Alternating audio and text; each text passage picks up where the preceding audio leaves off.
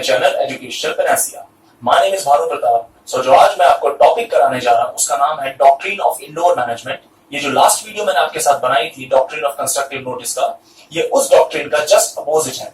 तो जरा हम जानेंगे कि इस कंसेप्ट में ऐसी कौन सी इंपॉर्टेंट बातें हैं, इस कंसेप्ट की ऐसी कौन सी इंपॉर्टेंट जजमेंट है और इस कंसेप्ट के कुछ एक्सेप्शंस भी हैं जो मैं आपके साथ इस वीडियो के लास्ट में डिस्कस करूंगा।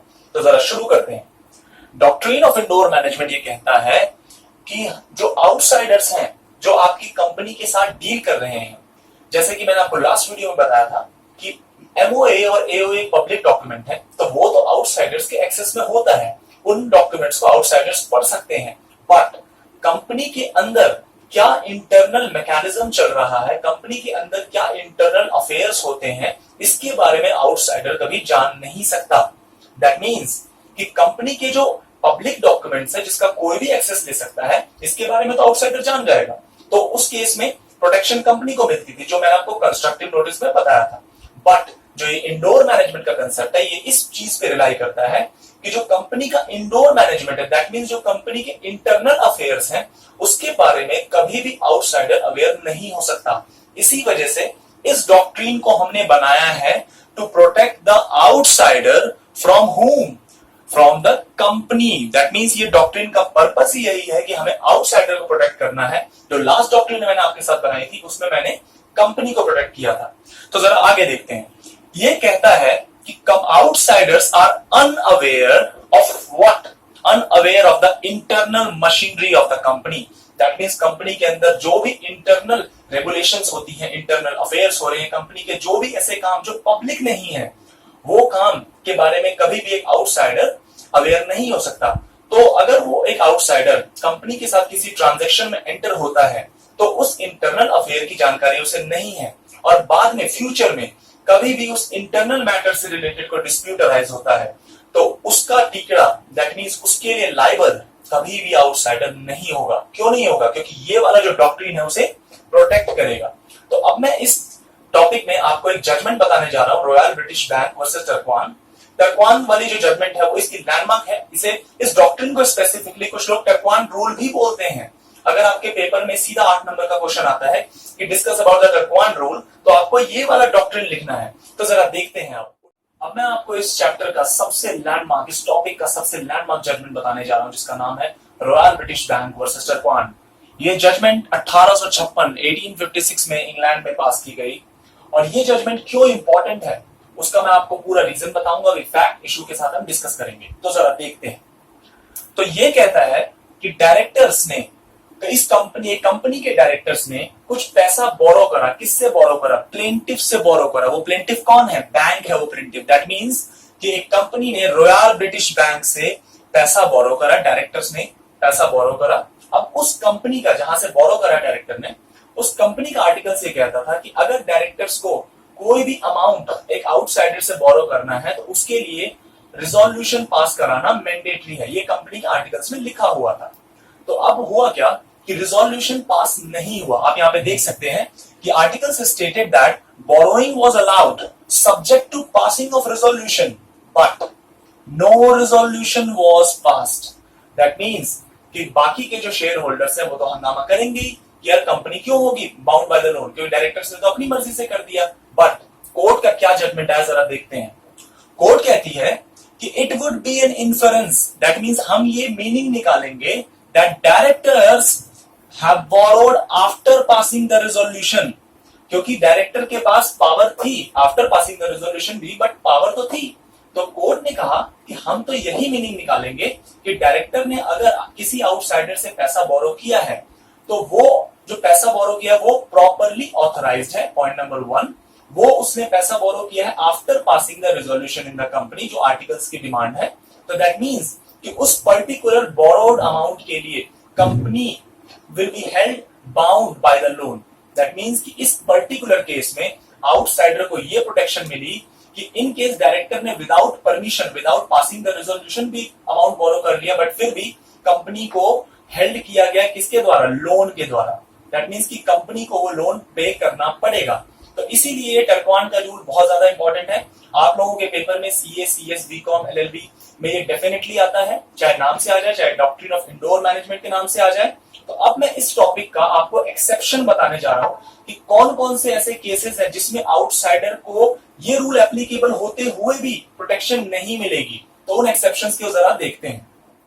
तो अब मैं आपके साथ exceptions of indoor management discuss करने जा रहा हूं। उससे पहले अभी मैंने आपको टर्कवान रूल बताया था, तो टर्कवान रूल में मैं आपको एक दो चीजें और ऐड कर दूं कि वो जो डायरेक्टर्स वाला एस्पेक्ट था कि रिजोल्यूशन पास करना, तो रिजोल्यूशन पास करना एक कंप्लीटली इंटरनल मैनेजमेंट है।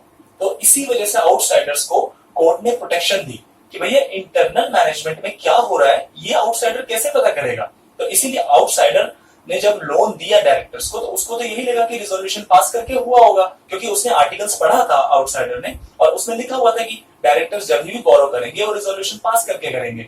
तो इसी वजह से कोर्ट ने आउटसाइडर्स के फेवर में जजमेंट दी और टर्कवान रूल एस्टैब्लिश हुआ। तो अब जरा हम इस एक्सेप्शन को डिस्कस करते हैं। तो मैंने बोर्ड में 3 एक्सेप्शंस लिखे हुए हैं: knowledge of irregularity, suspicion of irregularity, forgery. तो सबसे पहले तो मुझे ये जानना पड़ेगा कि इस शब्द इर्रेगुलरिटी का मतलब क्या है। What is the meaning of this word? तो इर्रेगुलरिटी का मतलब होता है कि कंपनी में कोई भी चीज अगर गड़बड़ चल रही होती है, दैट मीन्स कि कोई भी चीज प्रॉपर जिस तरीके से चलनी चाहिए वैसे नहीं चल रही है, और इसके बारे में आपको नॉलेज है, that means you are aware of this. अब मैं आपको इसका एक एग्जांपल देता हूं। सपोज अभी ये डायरेक्टर्स वाला केस ही है कि डायरेक्टर्स को, ये मान लो ये डायरेक्टर है ए, इसको बोरो करने की पावर है बट रिजोल्यूशन पास करा के, और इसने रिजोल्यूशन पास नहीं कराया, और ये बात आउटसाइडर को पहले से पता थी। ये बात के बारे में आउटसाइडर को पहले से नॉलेज थी कि इस बंदे ए ने, जो ये डायरेक्टर है, इसने रिजोल्यूशन पास नहीं करवाया हुआ, फिर भी वो कंपनी को बोरो करके अमाउंट देता है। तो इस केस में अगर ये कोर्ट में प्रूव हो गया कि that person, that outsider had the knowledge of that particular irregularity in the company, तो उस केस में उसे डॉक्ट्रिन ऑफ इंडोर मैनेजमेंट की प्रोटेक्शन नहीं मिलेगी। किसे नहीं मिलेगी? आउटसाइडर को वो प्रोटेक्शन नहीं मिलेगी। अब हम दूसरे पे आते हैं, सस्पिशन ऑफ इर्रेगुलरिटी। पहला था नॉलेज, कि आपको पक्का से पता था कि कोई इर्रेगुलरिटी एग्जिस्ट करती है। दूसरा है सस्पिशन। सस्पिशन वर्ड का मतलब होता है शक करना। अगर आप कंपनी के साथ, आप मतलब आउटसाइडर किसी कंपनी के साथ किसी कॉन्ट्रैक्ट में, किसी ट्रांजैक्शन में एंटर होते हैं और आपको लग रहा है कि यहाँ पे कोई इर्रेगुलरिटी, कुछ तो गड़बड़ है, तो it becomes your responsibility either to check और टू लीव। आप ये जानते हुए, आपको शक था, फिर भी आप उसमें एंटर हुए, दैट मीन्स कि आपका कोई पर्सनल एजेंडा भी था, आपका कोई पर्सनल इंटरेस्ट भी था।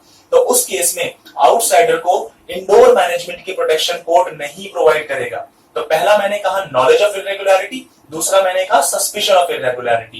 पहले में आपको पहले से मालूम था कि इर्रेगुलरिटी एग्जिस्ट करती है, और दूसरा केस जो सस्पिशन वाला है उसमें आपको ये शक था, you are having a doubt. अब मैं तीसरे पे आता हूं, फोर्जरी। फोर्जरी वर्ड का मीनिंग हमारे, अगर आप लोगों में से किसी ने आईपीसी पढ़ा होगा तो उसमें फोर्जरी की डेफिनेशन दी हुई है। जब हम डॉक्यूमेंट्स, नकली कागजात बनाते हैं, जैसे कि किसी डॉक्यूमेंट पे नकली सिग्नेचर मार दिए या पूरे के पूरे नकली डॉक्यूमेंट तैयार कर दिए, तो उस चीजों को कहते हैं हम फोर्जरी। तो मैं आपको एक फैक्ट बताता हूं। मान लीजिए एक आउटसाइडर को एक शेयर सर्टिफिकेट इशू करके दिया गया, और उस शेयर सर्टिफिकेट पे नकली साइन करे गए कंपनी सेक्रेटरी या अदर डायरेक्टर्स के जो भी साइन होने थे। तो उस केस में आउटसाइडर ने क्लेम किया कि जनाब कंपनी के अंदर क्या चल रहा है, फोर्जरी हो रही है, मुझे क्या करना, मुझे, मेरा तो शेयर सर्टिफिकेट वैलिड है। तो कोर्ट इस केस में कहेगी कि नहीं, फोर्जरी अपने आप में एक इलीगल काम है, इसलिए अगर वो इन केस कंपनी के अंदर भी होता है तो भी आपको आउटसाइडर होते हुए प्रोटेक्शन नहीं मिलेगी इंडोर मैनेजमेंट में। दैट मींस कि अगर कोई इर्रेगुलरिटी थी तब तो आपको चलो ठीक है, हमने प्रोटेक्शन दे दी, जिसके बारे में आपको पता नहीं था तब।